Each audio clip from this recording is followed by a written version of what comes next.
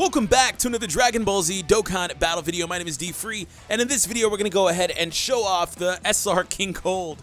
It's not very common that I do a showcase of an SR unit, but I did get asked to do it a handful of times, so I felt like, that would be a good opportunity. So anyways, hope you all enjoy. Hit that subscribe if you happen to be new, of course, for more content. And yes, we are taking on an older boss rush stage just so he can pop a little bit more, because honestly, if I'm being 100%, you know what I'm saying, boy, if I'm being honest, right, he's not great. I mean, he's good. He's like one of the better SRs in the game for sure. I mean, you can see it right there, 226k, awesome.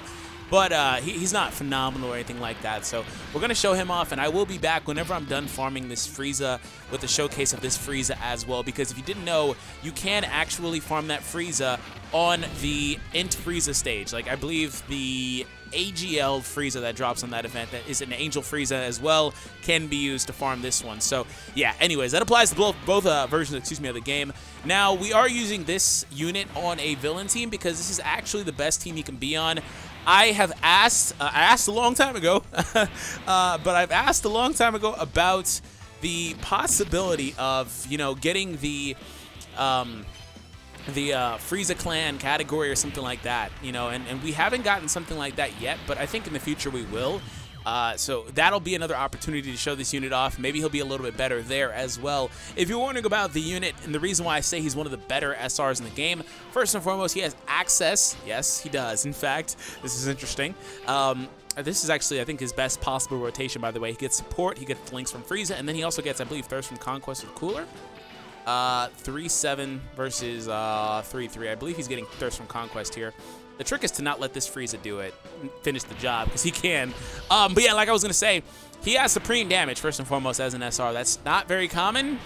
There's probably less than a handful of them in the game. He probably is the only one, to be honest, as an SR. So anyways, an SR with supreme damage is a definite bonus. When he hits the enemy, they lose 25% of their attack and defense as well. So he's a very good debuffer, to be honest. He's one of the better debuffers, one of the better characters that can utilize something like that. Of course, I don't really like the having to hit the opponent. I would just much rather have that be a thing that you begin the turn with, basically, of course. But, beggars can't be choosers in this case. He's an SR. The real question would be how he'd be if he ever awakens, right? I don't know if they'll ever awaken him, but maybe there's a chance that those units do awaken in the future since they have now made their way over to JP.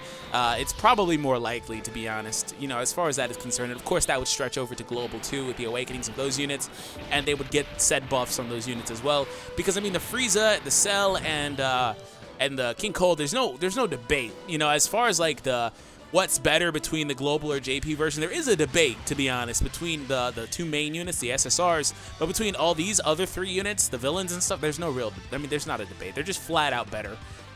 Like I said, you may not believe it, but there is actually a debate between Kaioken and Pikkon as well, but nonetheless, I would like that very much so. All right, so we're going to put you in the first slot, see what you can do. And Frieza, there you go with that. And lastly, because Frieza's SA like 4 right now, so trust me, I'll be back with him at SA 10. He'd be an interesting unit. I have to go back and double check my wish list for categories I put out like towards the end of last year or beginning of this year. I low-key am thinking that I might have predicted the Pure Saiyans. I don't think it's like that big of a deal. It's not like any like crazy prediction or anything like that, but I think that I might have called that. I'm thinking about it now because what made me think about that video is that, and leave a like if you guys remember that video, but what made me think about it is I'm pretty sure I asked for a Frieza Clan category in that video. So I'm like, oh yeah. But yeah, this guy, he really can't be on any team otherwise right now anyway. And what they could do is another thing I floated out there is a possibility of like an Otherworld character, category. If you guys would like for me to talk about that, by the way, let me know in the comments down below. Also support this video as well, by the way, but let me know in the comments down below as far as feedback goes if you want me to try to draft up a scenario where we can have that and the types of units that we would be on there as far as the Otherworld category banner, or Otherworld category team, I guess. And I think that the game's getting a lot more ambiguous with the release of the full power category that SS4 Goku's going to be heading off, or spearheading, I guess. So I think a lot of stuff like that can probably be a lot more niche and possible, I guess.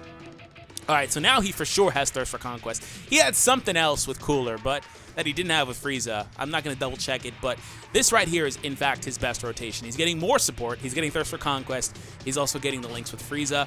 I don't think Frieza will one-shot, to be honest. I really don't. But we're going to find out, I guess. We're going to find out. Okay.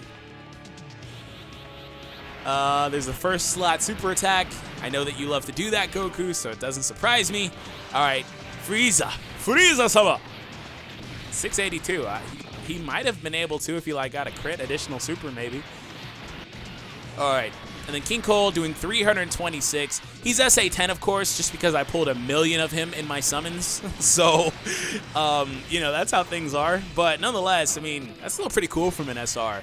Of course, it's an older event. He'd be doing probably half of that on a newer stage with type advantage. Keep that in mind. He's doing about probably twice as much damage as he would do on a newer stage. But still, you know, it's still pretty cool to see an SR pop off like that. It's always nice to see SRs be viable. And I think that they have done a good job. And this is another video. I was going to make this video, but I think Monty turned around, and shout out to the boy. I think Monty turned around and did it before I could. But I had been thinking about it for like forever, and I never got around to it. But I was going to do a video like all the best SRs, like maybe to like Never Baba. And I think like a month or two ago, he did that video too. But this guy is really good. Now, they have done a better job, to my point that I was trying to say, of producing SR cards that are more competitive in the game. And I know a lot of people will look at an SR and be like, oh, it's trash, I don't want it, you know, because it's an SR, right? But if they're able to fulfill a purpose, like Hoi, for example, the one from the Hirudegarn event, the guy in the cloak, from the Wrath of the Dragon movie. Hopefully that rings a bell if you weren't familiar. But he's one of the best extreme STR units in the game, simply because he's one of the best support units that team can have, and he supports villains in general. So he is a really good SR, and if they're going to be off-rotation floaters, SR cards are very viable, very good, which is kind of what my issue with this guy is. Like, if he wanted to be an off-rotation floater for support, that'd be a lot better. But if he especially wanted to be an off-rotation debuffer that doesn't have to hit the enemy, that would be very, very welcome, despite the fact that you can't really debuff these events as much anymore, you know? It still would have been a lot more welcomed than him having to be in a position to actually physically hit the enemy before he, you know, is able to apply any sort of debuff, which is why I typically don't like that mechanic. And speaking of don't really like that Turles transformed, but what else is new? Oh, we're gonna get a Dokkan attack. Oh man, next phase is STR, isn't it? That actually sucks. I would love to be able to go up against the AGL phase with King Cold getting a Dokkan attack. I'm going to really try to make that happen. I don't think the rotations are going to work in my favor, though, but I'm going to try really hard to make that happen. All right, Cooler, not doing enough damage there, I see, but I don't think it really matters. I think we got this done, even if, you know, this doesn't, for some reason, defeat Shisami there. And it low-key looked like it barely did. You know what they should do is they should update these events. Like, I know that they kind of update them by adding new super stages and stuff, but, like, I mean, like, update the difficulty on them. I mean, I don't know, it's kind of a weird thing because these events, I don't think they can be much more difficult than they are anyway, to be honest. So it's kind of a weird situation, I guess. You will not get any same color orbs from me, that's for sure. That is not happening. Okay, we'll go there, yeah. Very, very close to that Dokkan attack. Hopefully I can avoid a super, which actually might be possible. I don't know if Turles, I should have checked, but Turles might be on the rotation next, and you know, Turles isn't able to really function the same way, which is a good thing, actually. So we'll see. Because the man went ahead and transformed. Oh, man. But like I was saying, though, he is definitely, this guy here, King Cold, one of the better SRs for sure. But like I said, that's the list of free-to-play units, the list of SRs and stuff like that that are viable is rapidly growing in this game. Like, it really is. And I don't know if people really notice, just because they've gotten, of course, double support's great. Just because they've gotten so much in the mode, though, of kind of being mad at this game permanently and just kind of hating this game, you know, all the time. I don't know if people really notice that they've gone ahead and been improving. I mean, they've done the rates thing, they've done the guaranteed summon thing, which can be a shaft, or it can be a freaking gem. You can get an LR, maybe, depending on the banner. And then they're doing a lot of stuff. And these cards are a lot better these days. Totally skip this on purpose, because I don't want to see him do a prolonged animation, because we know he's going to basically one-shot. So, not trying to, you know, defend them or anything, but I just think that I'm very excited. I'm very happy that they've decided to do this, though. You know, it's a lot better. And, like, you know, cards like LR Trunks, he didn't have to have a great category leader skill. I mean, 70% isn't great, but it's still a really nice boost to a unit like that. All right, well, we're going to see King Cold get a shot off here. He's going to at least take reduced damage from Frieza, you know, assuming Frieza wants to super attack him, that is. And I will not give Turles any more orbs than that. And what do we do? What do we do? What do we do? You know, the cool thing about this, though, is I've kind of already shown him against type advantage and against type disadvantage technically on the first round. So I've kind of already accomplished everything that I wanted to accomplish with him. So I feel like we're going to end this directly after this video. And of course, I'll get another chance to show him with type advantage too. Thank you, Turles, for finally coming to your senses. But yeah, I'll get another chance to show him with type advantage too against the next round. So that's why I wasn't super concerned, but I did want to get the Dokkan attack. It's just all the support units, all the key. Friggin' Rose is just like the perfect unit in this game, the way he produces that key. And of course, Meta Cooler didn't help at all. But all the key kind of screwed me from not being able to do that. But he probably would have been able to do 500 or 600K, which would have been pretty cool, to be honest. Okay.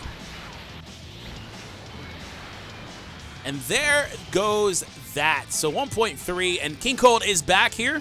I am going to let him get the second blow.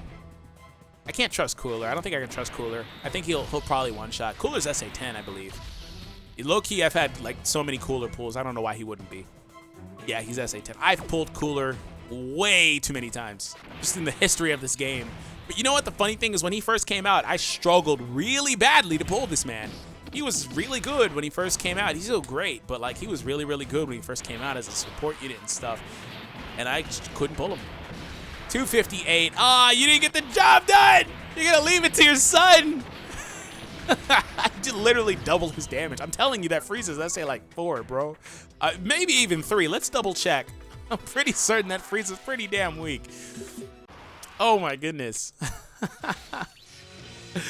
But I mean, it makes sense, right? He's you know, an SSR and all that stuff. So, and he also was getting support technically too. And he also raises attack. That's pretty awesome. I think he debuffs attack. I'll have to double check that. 100% up passive. Woof.